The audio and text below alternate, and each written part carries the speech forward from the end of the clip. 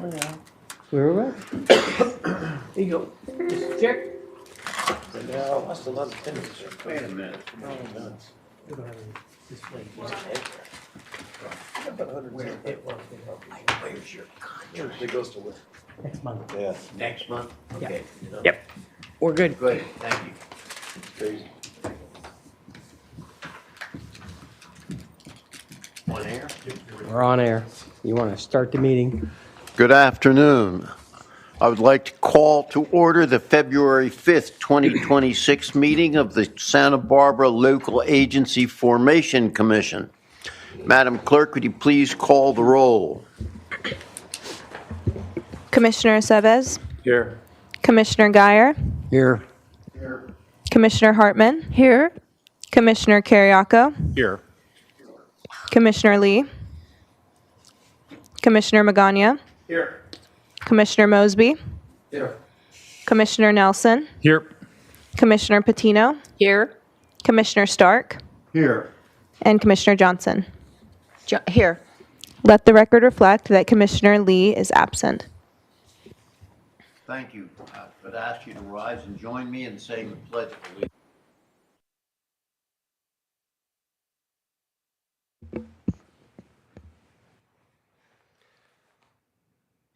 Pledge allegiance to the flag of the United States of America and to the republic for which it stands, one nation, under God, indivisible, with liberty and justice for all.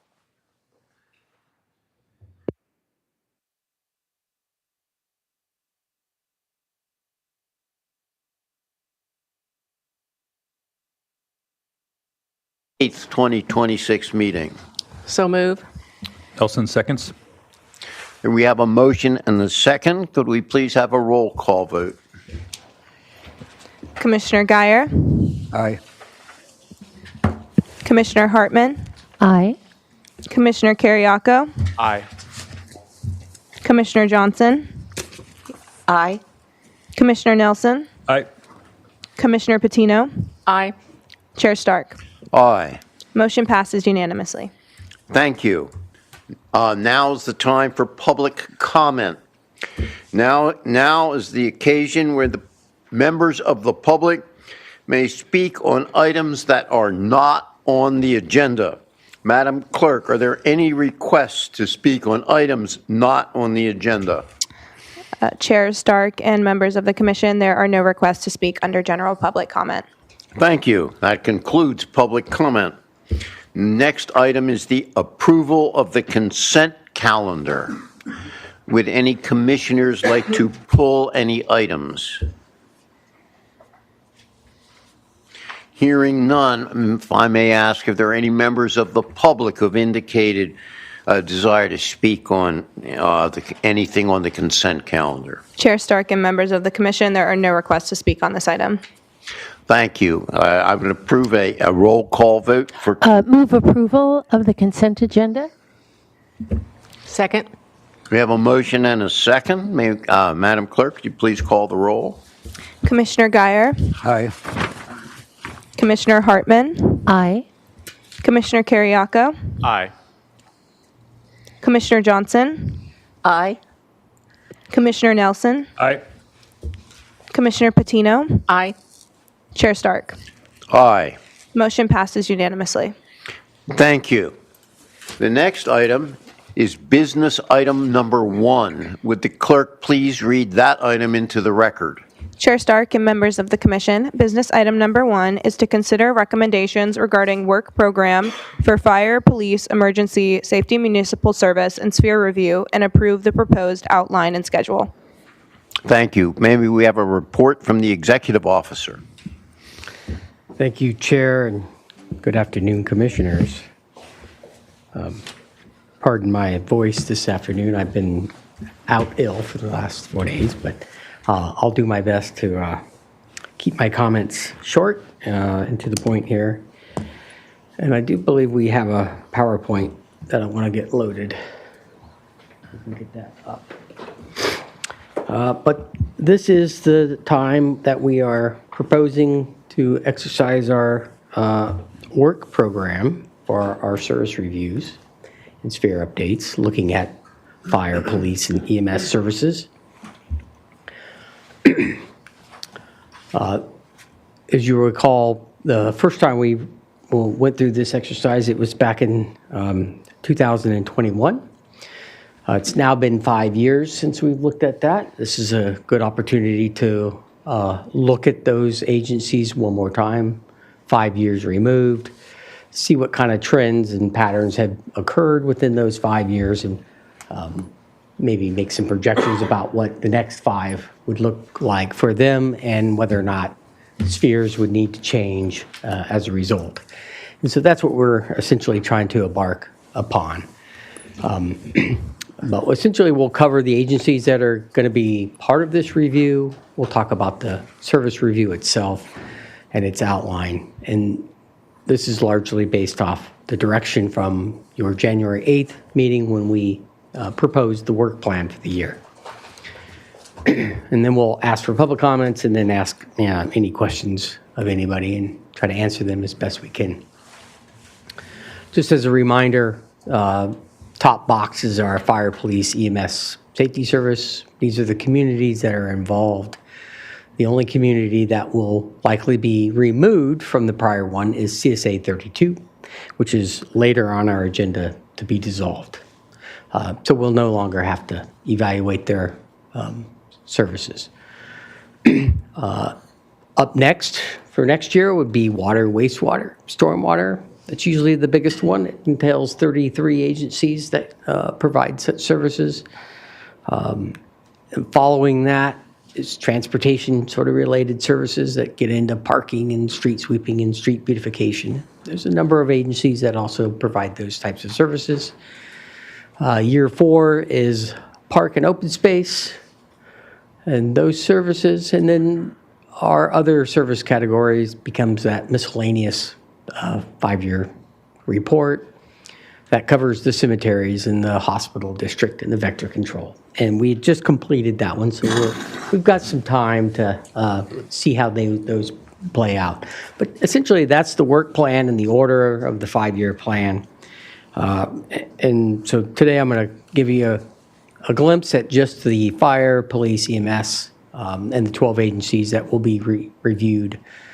We're going to look at their ongoing operations, any changes that may have occurred since the last time we looked at them. We'll update all the financial performance stuff, looking at their audits, and ask whether or not they think governmental governance should change in their viewpoint. LAFCO can often make those determinations on our own, but what we found best is that when it's derived from the agency themselves, it's more likely to become real. And it builds trust within what LAFCO is doing and the agencies themselves, rather than us just coming down and saying, this is what we think is best without their involvement or input. That typically builds distrust with us. And they're less likely to cooperate and feel like the commission as a whole and your staff is on their side of things. And so we tend to let it kind of occur more organically. And then we'll look at the importance that they do and then ultimately have to determine the determinations that are required of state law, both for service reviews and spheres of influence. And so that's essentially what our outline of the proposed chapter looks like, following the same pattern that we've been applying.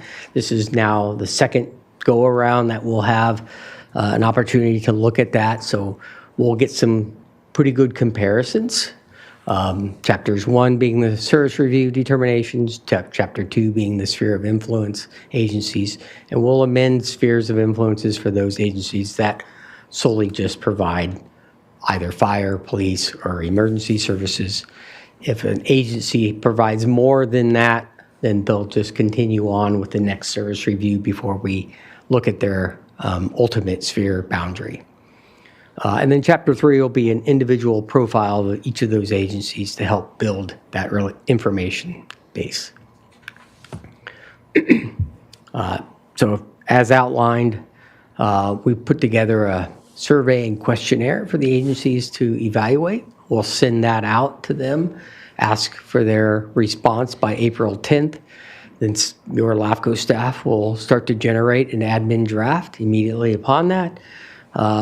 We'll gather information on our own. We'll work with the agencies and their staffs to generate that information. We'll prepare an admin draft, submit it for their review and feedback, and we'll work on it collaboratively, ultimately trying to produce a public review draft. And then we'll release that late in the year and try to get that adopted by December. That's our goal. That's our option 1 recommended approach. Option 3 is outlined in the staff report, which is an alternative option to staff's recommendation.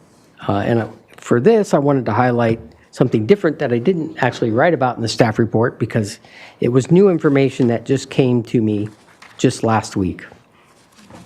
So last week, I was contacted by a private company about considering a 2-year AI-approached service review. Under this scenario, they do an AI-generated tool that would look at all 62 agencies that we govern.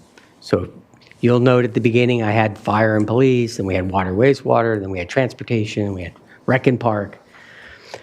They would look at all of those agencies within this 2-year time frame, and they would generate a service review. That service review would be somewhere between an 80 and 90% generated draft that then your staff would have to take and bring it over to the finish line. Much of the AI-generated MSR that they're talking about is generated from what's public available data. So they basically just jump on the websites of these agencies, download that data, consume it, plug it into the AI program, and out pop the language that we think would fit in the model of a service review that we're looking for. So for that, that type of proposal, that includes this sort of subscription model that they had proposed. The cost of that is $175,000 a year to be able to do that, and that'd be an annual subscription that you would sign on to do. The benefit of some of that is that you would have on-demand reporting. So if significant large projects came in for a proposal that needed to amend their sphere because it wasn't part of the original sphere boundary, you often have to make those same determinations. You might write a mini service review. Well, you'd be able to automatically generate that through this AI tool. Pardon the interruption, if you don't mind. So is my understanding correct that the 2-year AI thing appears to be a replacement for the entire municipal service review system that we basically just approved the process for? Is that it's an alternative, correct? That's an alternative. And it's not on the agenda as far as affirmatively discussing what it means to do the AI and stuff like that. So it's a totally different way of accomplishing the thing in a telescope time period, but it involves the use of AI, which, if I understand correctly, involves some degree of oversight safeguards to make sure that it's being used correctly. My question is, if the commission wanted to seriously consider it, would we not have to continue this or not? I'm not sure that we're ready to affirmatively tackle the AI at this point. Yeah, so Chair Stark and the commissions, I am getting to that, yes. Ultimately, if the commission had interest in using an AI model, I can bring back the co-founder of the company to present the process to you, so you have more information about that. My recommendation stays the same. It is to choose option 1 as outlined in my report. Option 3 was an alternative to my approach. So I'm giving you an opportunity to dive into some use of AI in some form or fashion, or learn more about it, in which we would delay making a decision about moving forward with this particular service review until we've gathered that information. We'd need to re-agendize our approach. And so I'm just asking the commission for your information. If you want to do that, you'd have to give us some direction. And if you wanted to do that, obviously the cost associated with that changes business item 4. That's on our agenda as well. So there are some implications associated with that. If you wanted to hear about what those implications are, I'm happy to present those. But for now, I'll leave that as discussion for the commission to have. My recommendation stays the same. I think the outline that we're proposing to do is the appropriate outline for us at this time. So with that, I'll conclude my comments and happy to answer any questions. Commissioner Sevis had a question. The only question I had was, I think it's appropriate to hear about this item, and if the commission wanted more information, then we bring it back. We can't act on it today, but since this is a whole new concept, and basically I'm old school, I don't know anything about that kind of stuff.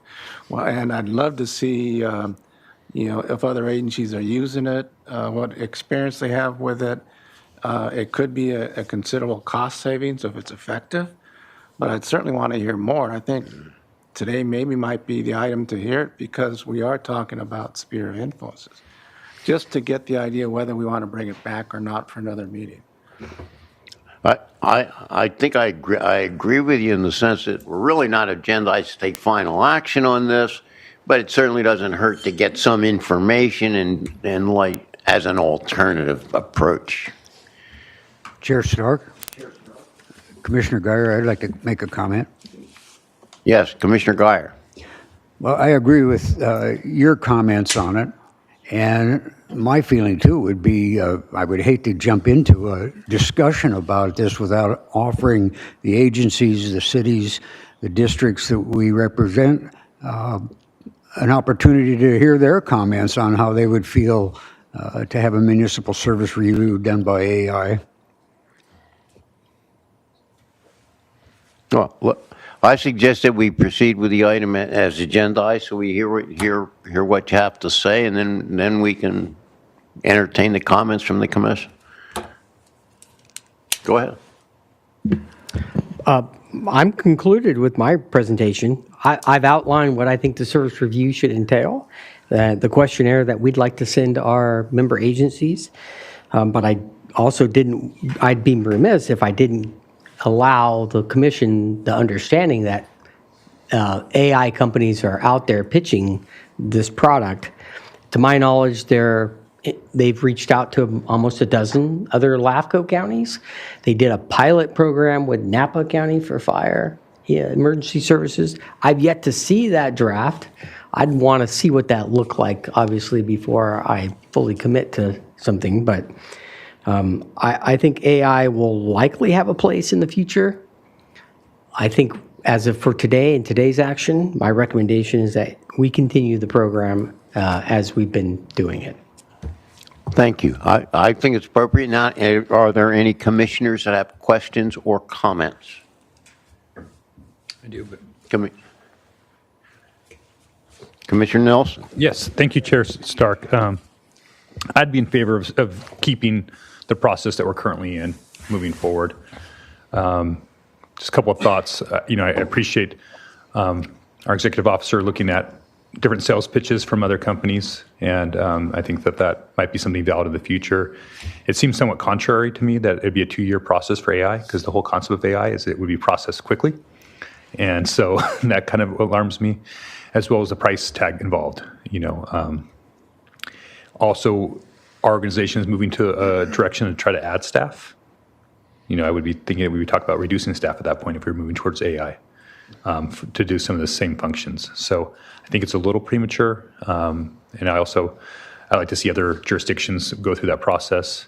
I actually think our staff should be trained up to use some AI in their municipal service reviews as maybe a bridge, because I do think that there's a lot of value in that. They're able to see things a little bit more objectively through an agentic model than, so they're helpful. I'm a big fan. I'm a high utilizer of AI. I'm I'm working on it right now on my iPad as we're up here on some different issues, but I think it might be premature to do that. Speaking specifically to the service review and moving forward with this, I just wanted to highlight an issue to include.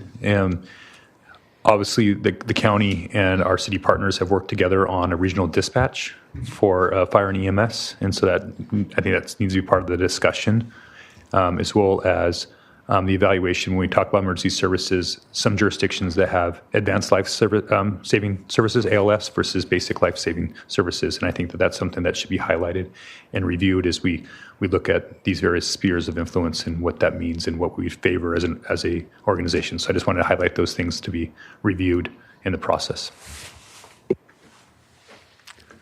Are there any other commissioners have questions? Commissioner Hartman. Thank you. I wanted to follow up on the emergency services. I know that we have a LEMSA that analyzes things, but it seems to me that it might also be within the purview of LAFCO. How well are different areas of the county being served? Excuse me. I think there's quite a lot of variation and in how well, what the time is for ambulance services to get out there. So I hope that you would include that as well. Is that something that you're allowed to do? Commissioner Hartman, through the chair. That is something that we do. When you get down to the profile level, we do an analysis of response times, number of service calls. We even go into their level of service, whether they're all life support or so. We cover all of those topics.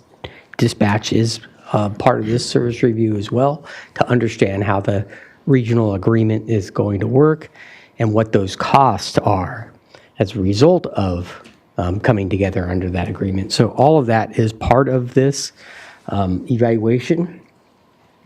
At the end of the day, whether we make a conclusion about one area is better served or the other may be up for debate, because there's a lot of information that goes into sort of coming out with the outcome of a final decision. Sure. Can you provide the data? I mean, you don't have to make the conclusion, but you can. Yeah, all of provide that the data will be part of the service okay. review. Because I think there is quite a bit of variability, and it's consistent over time that some areas are underserved, and I think that that would be a really important thing for LAFCO to try to reveal. Regarding the AI, I would love to have someone, invite them. I don't think this is quite the time for us to take it on. You mentioned that there was a pilot done in Napa. I would, maybe we could do a pilot here in some way. I mean, I think we need to be educated and persuaded about how this could be used and how it would compare to what we do otherwise. And so I'm interested, curious, but again, not quite ready to commit, but would love to hear more about it. Commissioner Kiriakou in Santa Barbara, if you have time for a question. Commissioner Kiriakou, go ahead. Maybe less of a question, more of a comment. I support option one today in terms of looking at different ways of evaluating municipal service reviews or doing work product differently in the future. I appreciate the discussion of AI, but I feel like that would be a more appropriate discussion to have within the context of what's our annual work plan, what are the things that the executive officer and staff are supposed to be focusing on, and I'd rather kind of have a discussion about AI implications for our work kind of more as part of that kind of a conversation. And I guess I would just also conclude by saying, before I would be comfortable even contemplating a pilot or a test kind of a run on something with AI, I just want to make sure we have a clear answer to the question of what problem are we trying to solve? Are we trying to solve a problem of how much money we're spending on work, or how fast work is being done by LAFCO? Is there a concern about bias? Those are the kinds of questions I would want to be clearer on in terms of what we'd be trying to solve before I would want to start going down the road of test pilots. Because once you start going down that road, you don't know what you're going to get, and then you don't know what the implications of that will be. Thank you. Commissioner Johnson? Yeah, thank you. Thank you for your report. I also support the option one. I think that the AI, I think I like to see that down the road. I mean, you have a pilot that's Napa that has not been completed. Also, too, I'd be concerned about possibly some of the risk factors and the pros and cons of the AI at this time. And also, too, I would be concerned about kind of the fees, because I think that was a limitation that you had to have 2-year contract with them to complete the course, but at the same time, there's no other thing that you could, close the account if you need to, because you are obligated for 2 years. So anyway, so there's some things that have to be brought back, but I think that AI is a potential thing that we'd be interested down the road. Thank you. Thank you. Any other commissioners have any questions? I have a couple if nobody else does.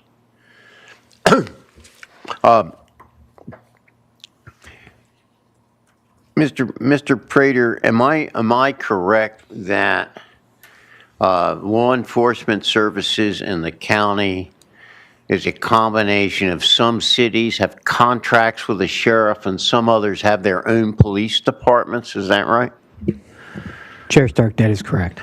And am I also correct that the Isla Vista Community Services District provides supplemental law enforcement services? I think that's right. That is correct. So here's my main question. Do you intend to consider the use of overtime by the various law enforcement agencies, including the agencies the cities that contract with the sheriff?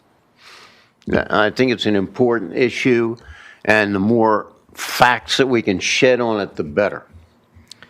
Chair Stark and the Commission, as the survey questionnaire currently exists, it does not specifically ask about overtime and its usage. So that is something that we could add to our questions for the agencies. I think if we could do so without a formal motion, I'd like you to inquire into it. I will confess to having watched the Board of Supervisors meeting when they discussed the taxation issue, and was somewhat surprised to learn the scale of the overtime issue relative to the overall, if I understand correctly, is at least a 5-year fiscal shortfall, and I'd like to know, like some light on it to the extent that we could get some. That's the primary question that I have. I would suggest that we entertain a motion to go forward with question 1 and give direction to our executive officer to inquire as to when we might be appropriate to bring the AI presentation back as an agenda item. Commissioner Exevis? I didn't have a question on that. I had a question on the Isla Vista Community Service District. What law enforcement functions do they provide? Commissioner Aceves, through the chair, Isla Vista CSD helps fund the foot patrol that goes on. So I think they have a supplementary, I think it's a funding. it's a supplemental. It's similar. They contract with the sheriff's department then by providing funding for certain parts, but they're not responsible for law enforcement services other than funding whatever program they want. Yes. Okay. And I would add, if we could please take public comment before we make a motion. Yeah. Is there any public comment on this?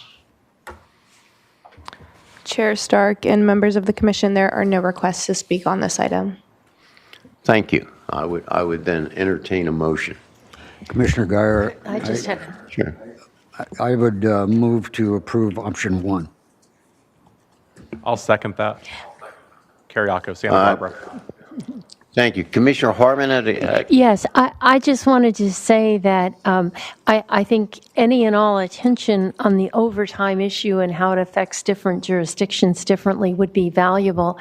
Although I'm not sure, I think that this is an auditing issue. I mean, it took our auditor getting deep into the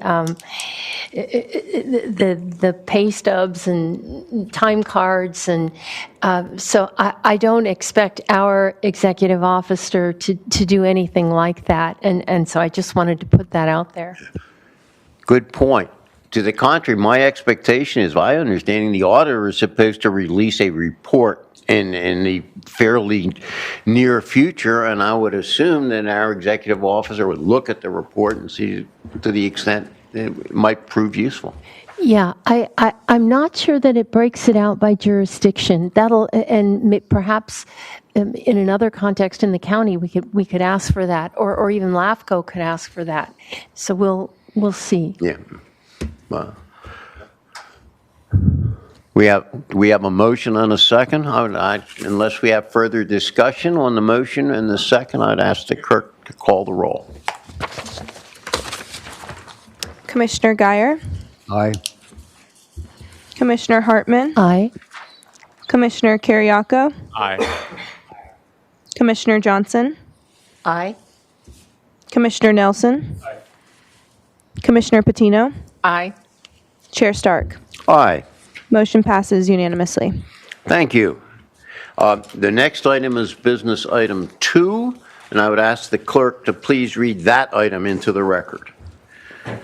Chair Stark and members of the commission, business item number 2 is to consider approval of resolution to dissolve County Service Area 32 pursuant to Government Code Section 56879. Like our EO to report. Okay, thank you, Chair. So back in December, the Commission initiated the dissolution of CSA 32, essentially agreeing that the district qualifies as an inactive district. So today is a hearing to be held, which is the official action to be taken to dissolve the district after a public notice has been published. That notice has been published for today's hearing. We should take any additional public comments. As of the writing of this report, there had been no public comments. And so staff is asking that the commission adopt the resolution to dissolve CSA 32 consistent with an inactive status as identified in the 2021 Municipal Service Review Study and with the Government Code 56879. So with that, if there are any questions, I'd be happy to answer any. Thank you. I would invite questions or comments from the commissioners. I'm not hearing any. Do we have anything from the sheriff? Is there any reason we should not do it? Let me make, if I could make a small comment here. Commissioner Nelson. I think this was already actually up for dissolution, and I think myself and Commissioner Hartman just had some questions and wanted to make sure that it wasn't still something we could potentially use at the county level. I know I'm comfortable with the recommendation now, knowing that that's not something that is really more of a modern tool for the uses that we need here. So I think it was a good recommendation when it was made a while back. I want to thank our executive director for giving us additional time to make sure it couldn't be used for other purposes that we hoped that we might be able to in the county. But I'm convinced that this is the right move at this time and support any motion that might come from this or staff recommendation. Thank you. Any further comments? We're good. Is there any request from the public to speak on this? Chair Stark and members of the commission, there are no requests to speak on this item. Thank you. And I think just to satisfy myself, it's been confirmed there's no adverse effects of any sense on our doing this, that the sheriff and the county are at peace with respect to how the revenue is allocated. Thank you. I would then, if there's no public comment, I would entertain a motion. Hartman moves staff recommendation. Second. We have a motion and a second. Is there any comments on the motion?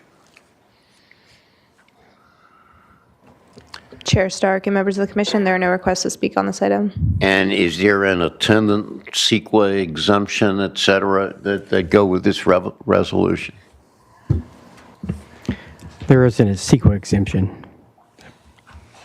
Yes. Okay, in that case, I would ask the clerk to call the roll. Commissioner Guyer, Aye. Commissioner Hartman, Aye. Commissioner Carriaco, Aye. Commissioner Johnson, Aye. Commissioner Nelson, Aye. Commissioner Patino, Aye. Chair Stark. Aye. Motion passes unanimously. Thank you.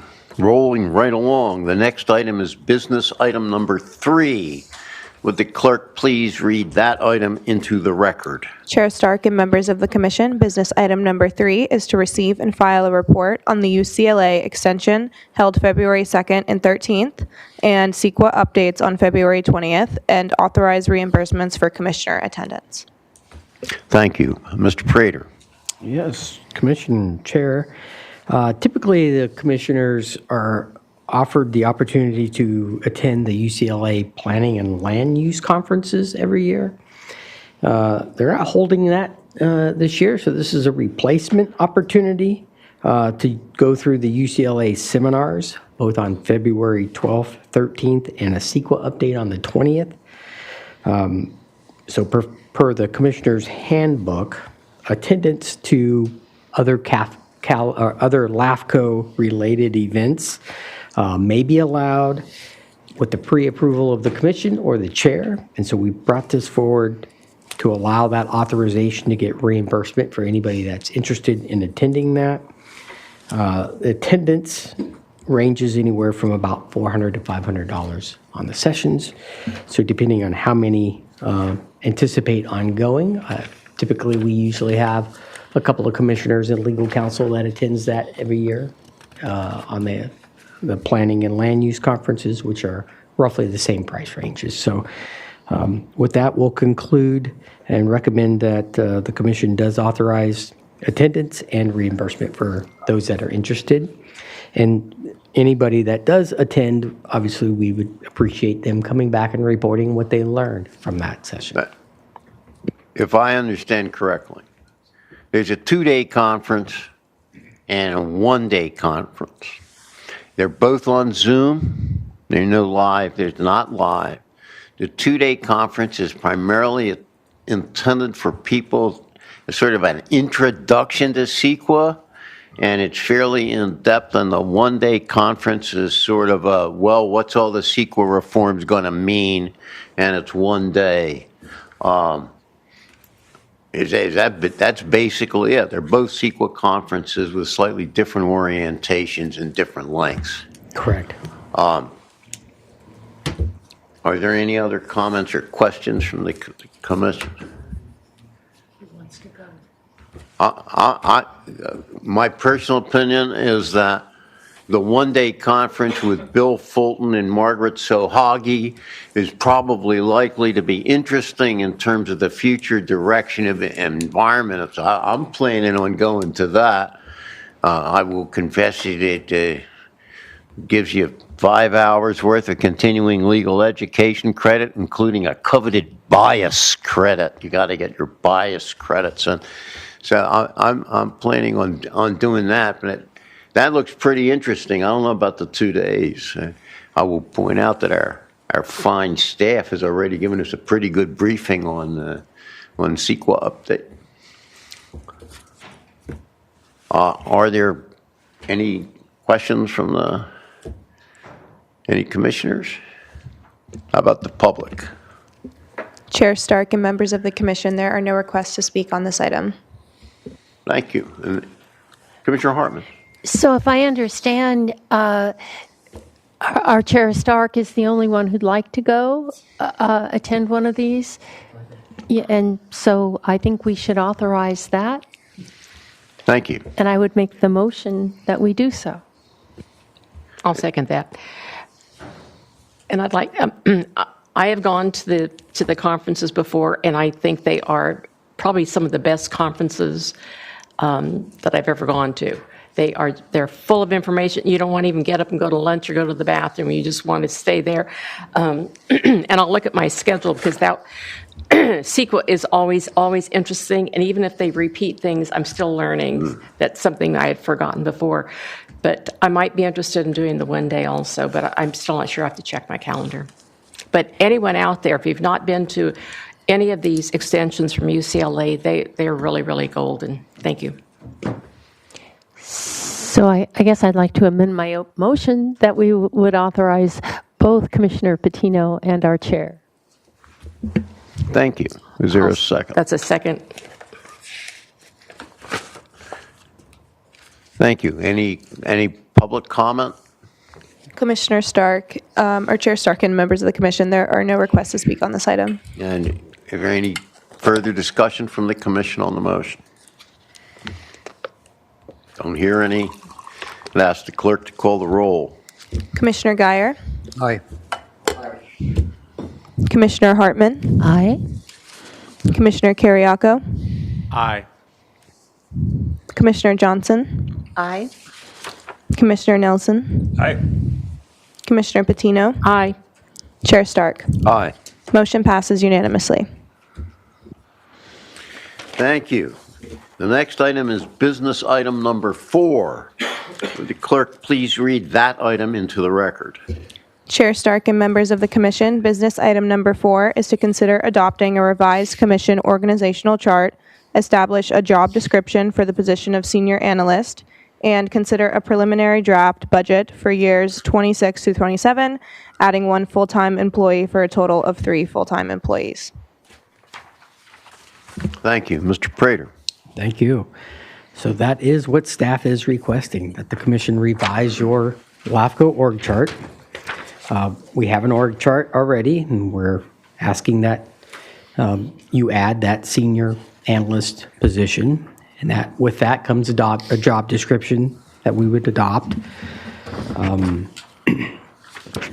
in order for essentially the EO to be able to fill all of these positions. So we got to have the position first, and then we got to be able to fund a position when budget cycle comes around, and then we would eventually fill those positions when we see the need. So the addition of this senior kind of / analyst position will benefit LAFCO in a number of ways. It'll help us achieve our work plan. It offers upward mobility for staff to allow retention and allow growth within the organization, while it still implements our succession plans that we've outlined as our organizational goals. Adding that senior analyst position will allow essentially focus on analyst functions for that individual, thereby allowing the commission clerk analyst position to be assigned all of the normal clerk functions that are within that job description that's been adopted as well. So as proposed, this request will add 3 FTEs beginning in January of 2027 is the proposal that I put forward. That ties to the preliminary budget for fiscal year 26-27, which we haven't considered yet, but I put some rough numbers together. It likely results in about $43,000 increase to our budget. That's an overall budget increase of about 6%, likely followed because the position is only for half the fiscal year in 26-27. The following year would be a full-time commitment. So that following year, 27-28, would be an additional 5.5% increase. We are proposing to use some fund balance in our reserves to help offset the cost to our member agencies. The goal here is to be mindful of the workload, but also be mindful of the budget while establishing an organizational structure that will be useful for this organization for the long term. It both continues our achievements and our goals and objectives that were outlined every year that we set ourselves on to do. So with that, attached is the job description for this senior/analyst position. A preliminary budget is attached if you have any questions about that. And we've also attached a comparison of what other LAFCOs are doing, how many employees they have, what their budgets look like. What I will note in that particular document and attachment are the budgets for 25-26. If you look at those budgets, it shows that Santa Barbara LAFCO actually shows a significant savings. We have one of the lowest budgets of LAFCOs out there. And even after we were to add this position, we are still one of the lowest budgets that would be available. And I would add that personally, I would stack up our workload and our accomplishments with any one of those agencies that we are comparing ourselves to. We don't necessarily compare ourselves. We do what work is necessary for this county and what we think is best for our member agencies. But if you take it on large, on a whole, I think we do a tremendous amount of work for the amount of personnel that we have, and I think we can just continue to keep doing more work when we add position. And I think it'll help the organization in a long-term perspective goal. I have no plans to go anywhere. I've repeated that to the commission, but at some point, I will age out, and we need that next generation to come on board, and having that continuity and having that mentorship will just continue to solidify the good work that this commission is committed to doing. So with that, I recommend that you revise the org chart, adopt the job description, and happy to answer any questions. I would entertain commissioner questions. Commissioner Hartman. Is it possible to project the organizational chart? If not, I can ask my question, but it just would allow everybody to see it better. Okay. So I guess we have an executive officer, we have a senior analyst, and now we're going to add a clerk analyst. And on the org chart, it also says clerk by contract. So I was confused by that. Is the new position going to be a clerk analyst, or are we going to expect to hire another clerk by contract through the county? So I would love to be able to project that graphic. Essentially, we're adding the senior analyst position. So we currently have an EO and a clerk analyst position. Okay. Those are on the books that were adopted in 2022. Okay. We also have contract for clerk services, since we do have an existing contract with the clerk of the board for emergency use if we need it. What we're also doing under that contract is we've hired a part-time clerk that helps fulfill that role. So the request is to add that middle management position. That would allow our clerk analyst person that holds that title to move up, and we'd be able to backfill that position. So we anticipate then that our own FTEs, absent an emergency, to provide our clerk services. Correct. Okay, that's just what I want to know. Commissioner Sevis. Just a quick question to the EO, just for clarification. We're going to use existing fund balance. How long are we going to use that? And then how are we going? And then what we're going to do after that? Commissioner Seves, through the chair, we would use fund balance for 1 year, anticipating drawing down that reserve, which is sitting at pretty close to 50%, down to about 43%, to be able to offset that. So we'd use it one time for fulfilling fiscal year 26, 27. And then what? And then we'll look at the budget to see what's necessary. We could use fund reserves again in 27, 28 if necessary.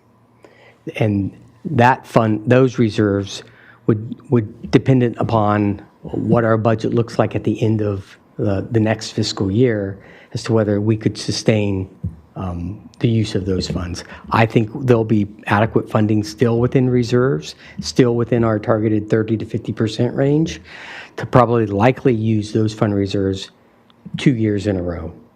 And that would essentially alleviate those one-time significant cost increases to be smaller increases for the agencies to offset their budget portion. So we're looking at a 6% and a 5.5% in order to do that, versus if we use no reserves and fund the position immediately, then we'd be looking at a much bigger jump of 19% increase. I guess my question really is, I'm not comfortable being dependent on our fund reserves, because the fund reserves were created because of the more work that we had at that time.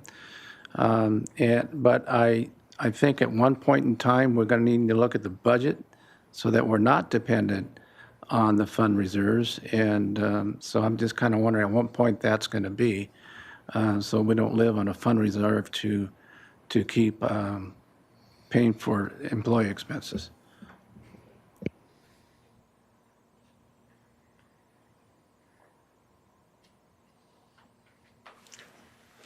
Mr. Prater, is there a response, or we're going to continue on? I think that's more of a statement that his preference is to not live off the fund reserve, and I agree.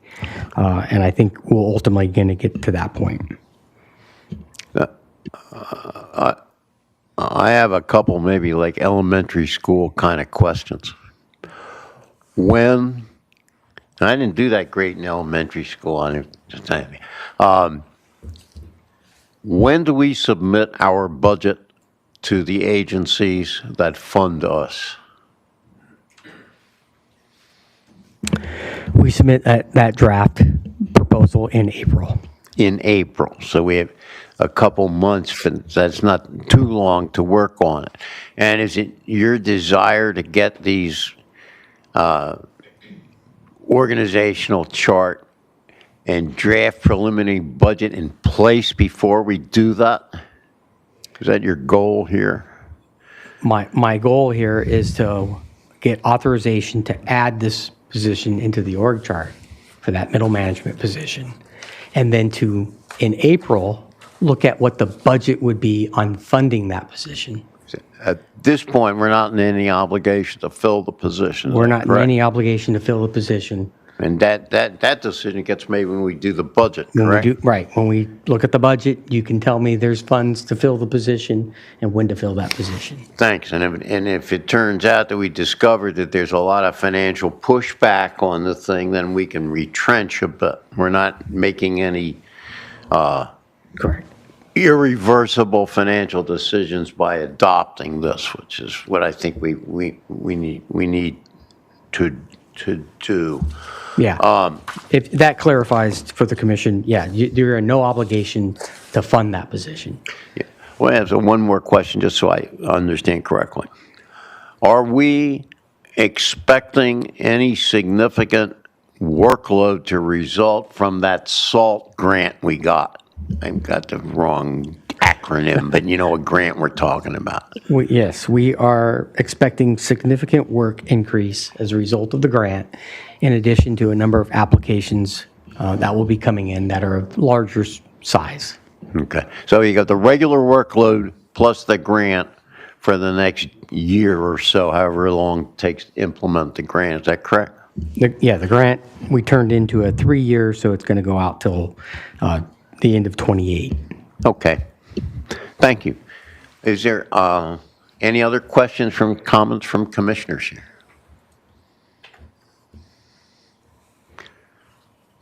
Don't hear any. Is there any comments from the public? Chair Stark and members of the commission, there are no requests to speak on this item. Thank you. Commissioner Hartman. Well, thank you, Chair, for clarifying that we're just approving the org chart and not the budget. I was a little confused by that point. So I'm willing to make a motion that we support this. I do think that we would benefit greatly by having additional resources to do analysis. I think Mr. Prater has produced an amazing amount for one person, but I don't think we can expect him necessarily to keep that up forever. And so I think it would be a good idea. I am curious how AI might fit into this. So maybe before the budget, we could have that. I find AI as a great research assistant for myself. I'm not sure that we'd really want to give it over just to somebody else. So I think that goes back to Commissioner Nelson's, how do we get our staff geared up, and what kinds of efficiencies might we expect from that? So, but anyway, for today, I'm willing to support the staff recommendation. Thank you. Do we have a second? I will second that. Thank you. We have a motion and a second. I would point out as to the AI point that our counsel, Ms. Holderness, is very well up to date on AI and did a whole presentation to the County Councils Association on AI and what you can do and what you can't do, because there's significant things about what you can't do, et cetera, et cetera. So it probably would be worth to have such a presentation to give us an idea about what you can realistically expect to achieve from AI. I throw in as a counter to that is that you probably get some advantage in building a collaborative relationship by actually sitting down with the people that you have to deal with. Over the long term, you get a working relationship, which I don't think you can replicate with AI. And if I may, I can only agree, because a big part of the job is getting them to release the information on which the report is based, and I don't know how AI does that. Yeah. Thank you.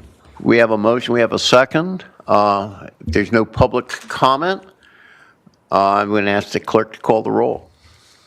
Commissioner Guyer, Aye. Commissioner Hartman, Aye. Commissioner Carriaco, Aye. Commissioner Johnson, Aye. Commissioner Nelson, Aye. Commissioner Patino, Aye. Chair Stark. Aye. Motion passes unanimously. Thank you. That brings us to the information items. Madam Clerk, would you please read information item number 1?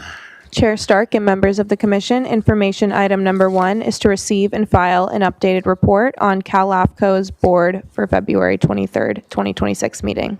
Thank you, Mr. Prater. Thank you, Chair. So the LAFCO board will meet on February 23rd by Zoom. It's a virtual meeting only. They will give an update on the progress so far on the transition and essentially adopt amended bylaws. So there's a number of information that had transpired and gone out back and forth.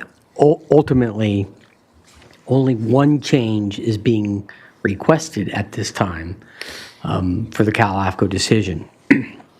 Although they will be talking about a number of other transition items, the one change is eliminating the board seat type and allowing EOs to run for seats on the board.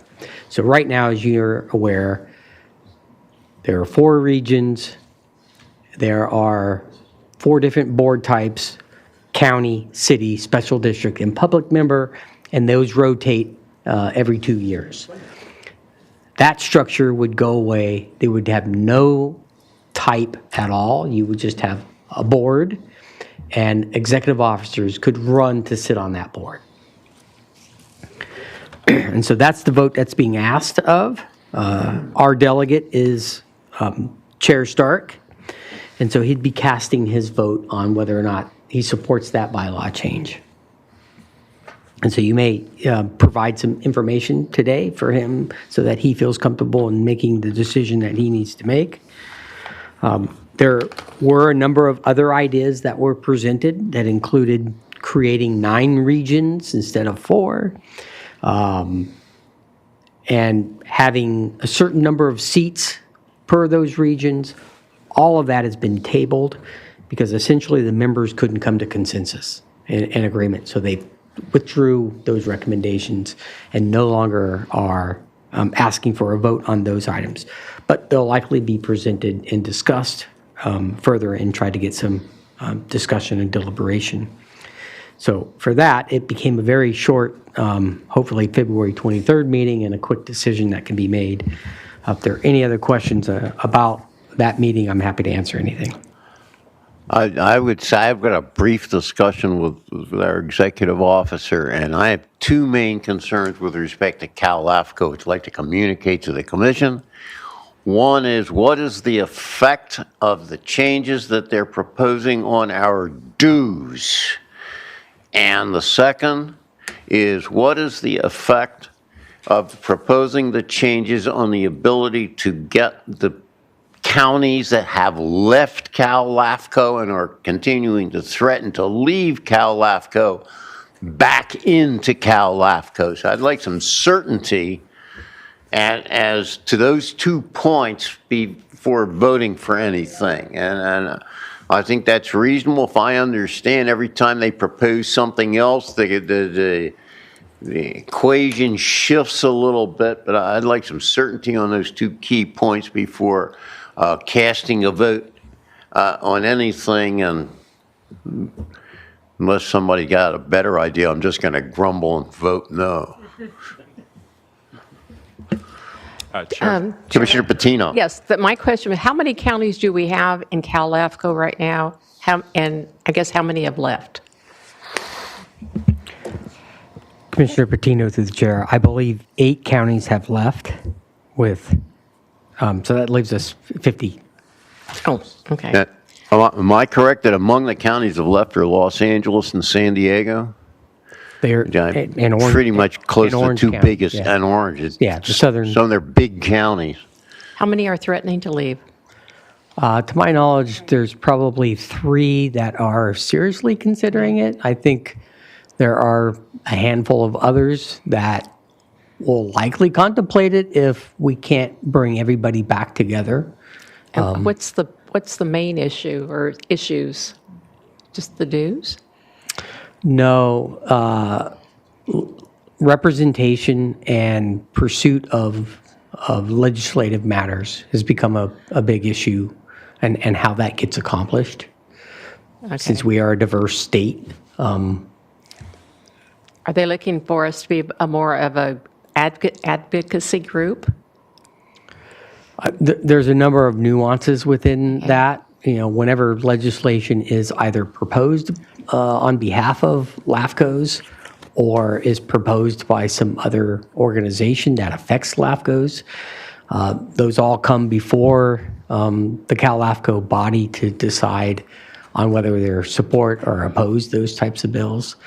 And southern LAFCOs have had some concerns about what Cal LAFCO has and the positions they have taken on matters and our effectiveness to be able to achieve legislation that benefits LAFCOs. And so I think that's the main issue, that on how that is being handled, how communication is being handled within the Cal LAFCO organization throughout the LAFCOs. And so that had a lot to do with the personnel that they had hired. That has now seen some change. So hopefully some of those matters will be resolved, but I think I share the same concerns that Commissioner Stark expressed about whether or not are these steps that we're taking going to be fruitful. Well, Commissioner Stark, I have complete confidence in you that you can handle that and would support. You usually come up with feeling the same way the rest of us do on some of these issues, so I have complete confidence in you. My sense is that this is a results-oriented commission, and we want to find out what the results are. It seems to be our clear sentiment. Thank you. Do we have any comment from the public on this? Chair Stark and members of the commission, there are no requests to speak on this item. Thank you. And we don't need to take a motion on this. We've got direction. We'll have fun. I should make sure to take some soothing tea before hopping on the LAFCO line so that I don't embarrass my LAFCO intemperate statements. The next item is information item number 2. Would you please read that into the record? Chair Stark and members of the commission, information item number 2 is to receive and file an updated report regarding SB 499. Mr. Prater. Thank you, Chair and Commissioners. So SB 499 was titled as the Mitigation Fee Act. Essentially gives local agencies more flexibility in collecting fees tied to residential development as it relates to utility charges and park land and recreational facilities that particularly serve emergency or hazardous mitigation purposes. There's 3 key takeaways from this adopted bill that is now a piece of law. One is that it's an early collection for certain facilities that are identified for emergency purposes. 2, it clarifies what emergency facilities means. So it's emergency staging areas, evacuation zones, wildfire buffer zones, or any other sort of public safety area that's been identified, particularly in a hazard mitigation plan. And 3, and it expands the utility service fee to be collected at the time of the applications received. And that's quite different than what the current law was. Once the fee was only collected after occupancy of the residence, so the structure has been built and now ready to be occupied by a resident. Now they collected that fee. This changes that to now when you submit the application, before it even has its entitlements, you can collect the fee because it's intended for some emergency area that's been identified. And so they can start to improve those areas well in advance. There may be some issues with if the project never succeeds, and you might have to repay that fee back to the developer because they didn't have to pay that fee in the end if they don't get an approved project. But nonetheless, I think they're trying to move the direction to allow agencies to be able to collect those fees and get these facilities up and running effectively even before residents start to take onto the houses. And 2, and it allows agencies to identify through proper planning where they want these facilities to exist for those types of use. So those are the 3 main takeaways from this bill. Am I correct that this has no direct effect on LAFCOs? It affects the agencies that we have oversight responsibility for. That is correct. So LAFCO itself doesn't collect mitigation fees for the purposes of parkland or recreational Doesn't facilities. affect when we collect our fees. And many of the local agencies, you'll note in last December's service review, we talked about development impact fees and who collects what. And so there's a small section in there that outlines what cities actually collect what fees for those mitigations. And not everybody collects parkland mitigation fees, ironically enough. So, but this is a piece of legislation that was passed that would allow them to collect that and collect it earlier than before. Thank you. Do we have any questions or comments from commissioners on this? Any requests to speak from the public? Chair Stark and members of the commission, there are no requests to speak on this item. Thank you very much. I don't think we need any action on it. Thanks for the report, Mr. Prater. The next item is information item number 3 Madam Clerk, would you please read that item into the record? Chair Stark and members of the commission, information item number 3 is to receive and file a report on pending commissioner special district elections. Mr. Prater. Thank you, Chair. As previously stated, a 45-day election is currently underway to fill the 4-year term seat for the special district's regular member. We did receive 2 nominees. That packet is included in this report and their supplemental information. The goal is to get a minimum of 19 ballots by the deadline of February 19th so that we can have an elected member hold that seat. Currently, we have 19 ballots. The newest ballot just came in today, so we're at our goal. We'll let the 45 days still run, so February 19th, we'll close collection of those ballots, and we'll tally that up, and we'll have hopefully a winner decided.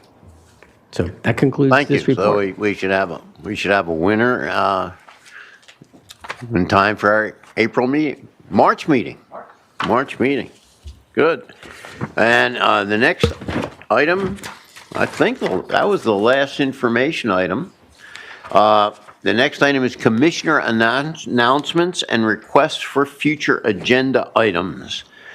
And I noticed that there is a mention of a report regarding Isla Vista CSD granted powers and of authority. Is that for placement on a future agenda? Yes, we are working with that district, and we hope to bring that back at our March meeting. Okay. Are there any commissioner announcements? I'm not hearing a lot of commissioner announcements. How about executive officer comments? I have no further comments. You've already commented. We're good. In that case, I'm going to declare us adjourned to the regular meeting on March 5th, 2026 at the County Administration Building in Santa Barbara. Thank you very much. Have a safe drive home.